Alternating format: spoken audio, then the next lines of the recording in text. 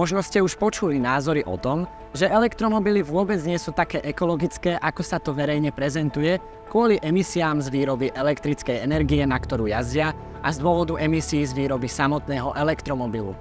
V prvom rade aj ťažba, výroba a transport paliva pre vozidlá s tradičným spaľovacím pohonom spotrebúva elektrickú energiu. Emisie výroby elektrickej energie priamo závisia od energetického mixu krajiny, ktorý napríklad u nás na Slovensku tvorí z väčšiny čistá jadrová energia. No a každá kWh nabitá na staniciach z odberného miesta zo C-Drive je zo zelenej lokálnej energie. Áno, je objektívnym faktom, že výroba samotného elektromobilu a jeho batérie zanecháva CO2 stopu podobne ako je to pri bežnom automobile. Avšak počas svojej životnosti túto zvýšenú uhlíkovú stopu dorovnajú. Na túto tému vzniklo mnoho štúdií, ktorých záverom je, že elektromobil sa stáva ekologickejším ako spaľovák priemerne už po 50 000 kilometroch, čo je bežný nájazd za 2 až 3 roky. Veľkým prínosom elektromobilov je tiež to, že neprodukujú žiadne lokálne emisie priamo v mestách, kde žijú ľudia, a tým sa zvyšuje kvalita života.